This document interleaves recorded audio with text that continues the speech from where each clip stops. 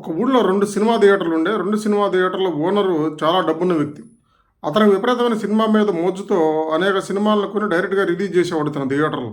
ఆ థియేటర్‌లో రిలీజ్ చేయడం వల్ల విపరీతంగా సినిమాలన్నీ ఫ్లాప్ అయ్యి ఉన్న ఆస్తులు మొత్తం సంకనాగిపోయింది. దాంతో అతనికి డిప్రెషన్ అనేది వచ్చేసింది.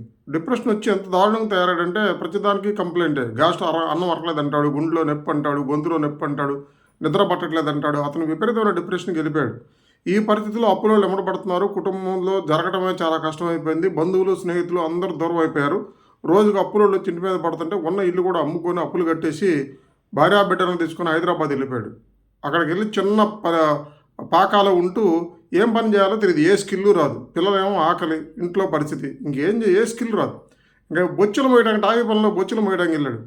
ఉదయం నుంచి సాయంత్రం దాకా బొచ్చెలు మోస్తే ఒళ్ళంతా పులిసిపోయి రోజుకి 700, 800 డబ్బులు ఇచ్చేవాడు. ఆ డబ్బులు తెచ్చి ఇంట్లో ఇస్తే వాళ్ళు చక్కగా అన్నం వండి పెడితే శుభ్రంగా కుటుంబ సభ్యులు భార్యాపిల్లలతో కలిసి హ్యాపీగా తినేవాడు.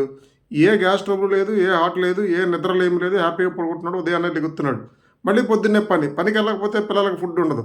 అతన్ని బాధ్యత అనేది ముందుకు నడిపించింది. ఉదయం నుంచి సాయంత్రం దాకా బొచ్చులు మోచి మెట్లెక్కి దిగి బాడీ అంతా పులిసిపోవడంతో దేని మీద ఆలోచన లేదు, పోయిన డబ్బు మీద ఆలోచన లేదు, కీర్తి మీద ఆలోచన లేదు, బంధువుల మీద ఆలోచన లేదు, స్నేహితుల మీద ఆలోచన లేదు, అవమానాల మీద ఆలోచన లేదు, రాంగ్ డెసిషన్ మీద బాధ లేదు, ఏది లేదు. పొద్దున్నే సాయంత్రం దాకా పని చేయడం, డబ్బులు తెచ్చిస్తే పిల్లలకు భోజనం పెట్టడం, పిల్లలను బడికి పంపించడం.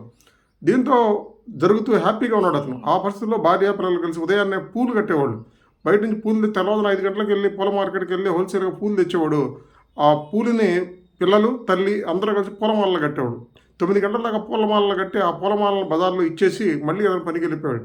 ఆ విధంగా మళ్ళీ వాళ్ళు పుంజుకొని ఆర్థికంగా ఒక ఇల్లు కొనుక్కొని పిల్లల్ని బ్రహ్మాండంగా చదివించి వాళ్ళకి పెళ్ళిళ్ళు చేసి మళ్ళీ మంచి స్థితికి వచ్చాడు. కానీ ఎప్పుడు శ్రమ చేస్తూ హ్యాపీగా ఉండేవాడు.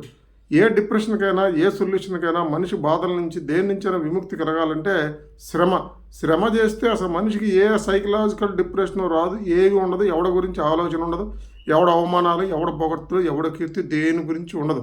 కాబట్టి మనిషి ఎప్పుడు పని చేస్తూ బిజీగా ఉండండి. ఆ పని శ్రమ కలిగిస్తే మరీ మంచిది.